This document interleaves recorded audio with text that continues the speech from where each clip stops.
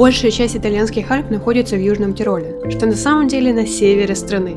Люди здесь говорят на смеси итальянского и немецкого, потому что эта часть перешла Италии от Австрии после Первой мировой войны. По этой же причине все знаки указаны на 2 языках. Первый день в Альпах мы посвятили Сичиде и зеленым лугам, а теперь отправляемся к 3 пикам, чтобы уже завтра пойти в поход и рассказать вам все важные детали, чтобы в него пойти. Вот конец пути, у нас пошел дождь, мы оделись в дождевики. Дороги в Италии хоть и извилистые, но везде хорошие. Поэтому обычной легковой машины вполне достаточно. Дороги отличаются лишь обилием мотоциклистов и велосипедистов. Поэтому иногда надо быть особенно осторожным. Красотенюшка. Ну и потрясающей красотой. Поэтому к ожидаемому времени поездки стоит легко добавлять час.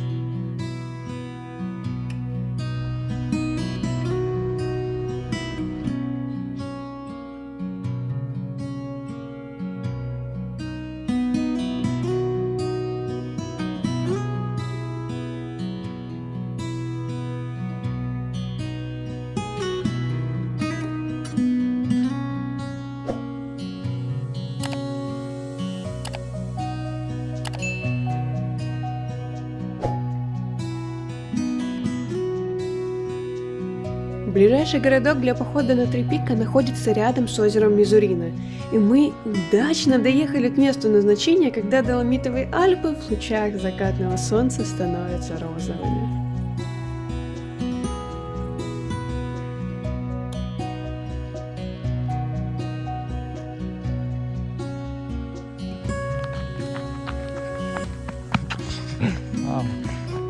Что ты довольна такая?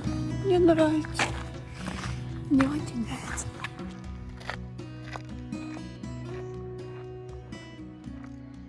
Представьте, каково было наше удивление, когда мы увидели это же место в мире юрского периода.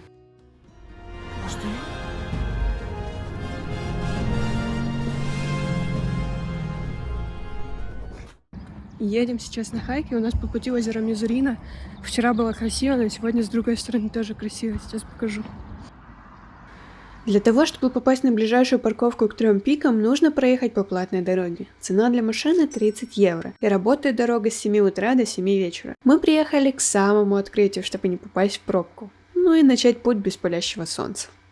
По плану наш путь начинается как раз с парковки. Мы поворачиваем налево и постоянно идем по одной кольцевой тропе в 10 километров. По пути будет 3 так называемых убежища, где можно будет купить еду, ну или ее можно взять с собой. Так что начнем.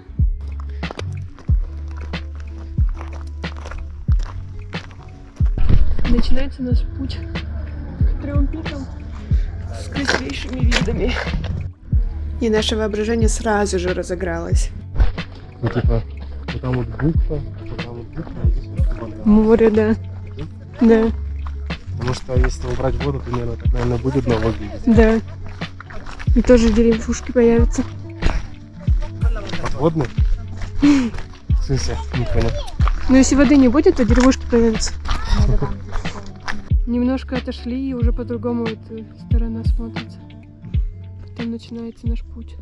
А с этой стороны такие большие горы. Немного не доходя до Рефиджи Лаваретто, мы ненадолго сошли с основной тропы, чтобы еще раз посмотреть на долину.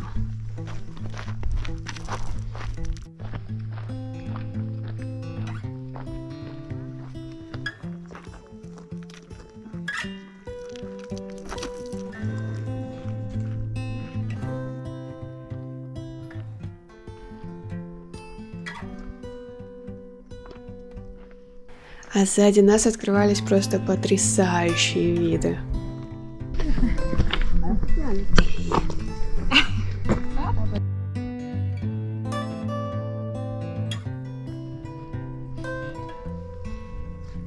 Напоминание, что надо мазаться солнцезащитным кремом. А еще возьмите воду, головной убор и дождевик. Жаба.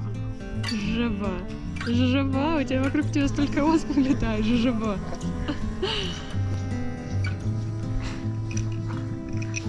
안에 조금 앞으로 와요.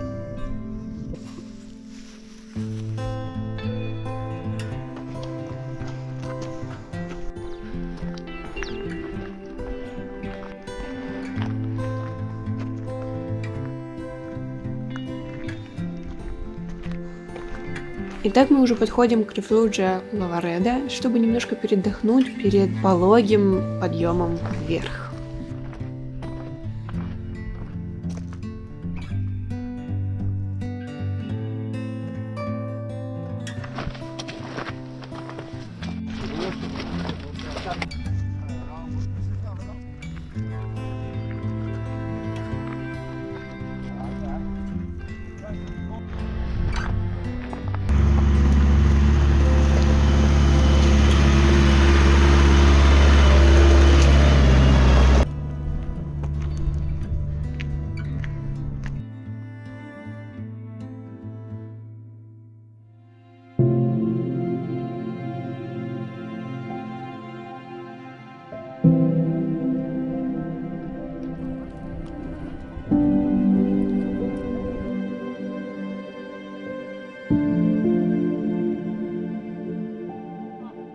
Мы здесь, уже пришли за теми горами, идем вниз, пойдем по 102-й тропе, перейдем на 105-ю и вернемся к парковке.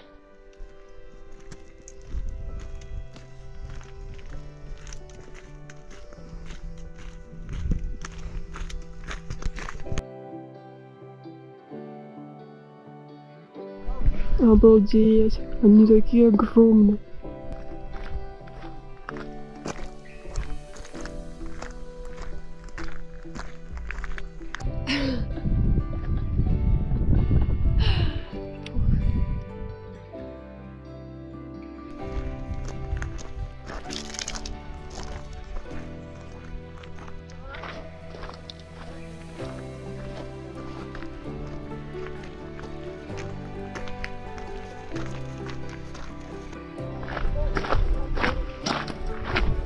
Идем уже обратно по 102-й тропе.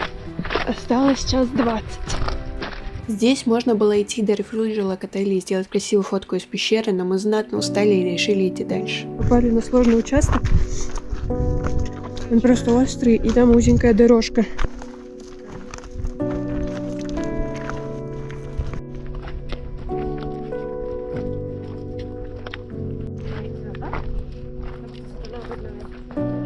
Сейчас подъем такой жесткий будет. А мы только-только спустились вниз. Нам надо подняться вот туда. Там уже за горой будет парковка, наш конец.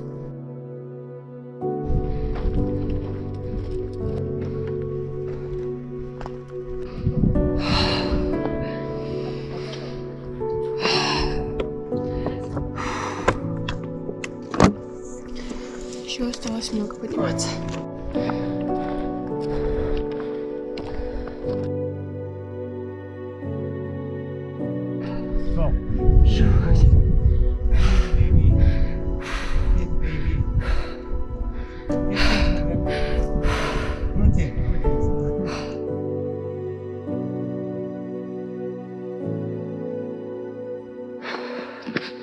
Последние шажочки. И мы у парковки. Эй. Я думала, что мы уже все, но тут на самом деле еще один поворотик спрятался. Еще чуть-чуть и все. Ну, Сережа бодр. Сережа бодр. Как никогда. Как будто только проснулся. Еще один поворотик вот там, и все.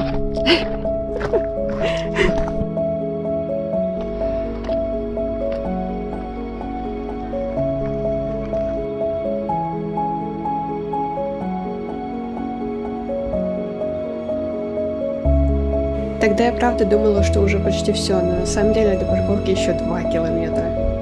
А еще мы совершенно не замечали, что затянуло тучами, и просто сидели пили чай, так что нас ждал триллер.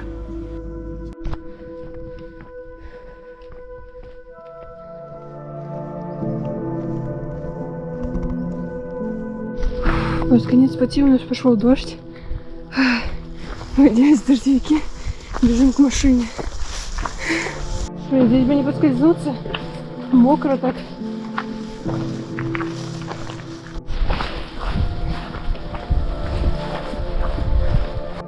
А вон озеро Мизурина, с которого как раз виден был один из пиков вчера.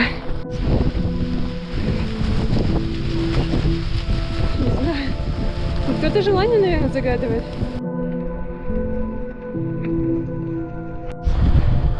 Еще парочку поворотов и уже видны машины. Скоро прибудем. Прикинь, там пикничок такой. Вау, да, на вон той лужайке вообще шикарно. Гром, конечно, страшно звучит. В горах. Мы только выехали, просто ливень. Офигеть, хорошо, что мы не на горе. А там не будет, скорее всего, так. Потому что мы ниже, поэтому так есть. Думаешь? Так, цвета сильно изменились при дожде. Горы темные-темные стали. И лес вообще как будто другой.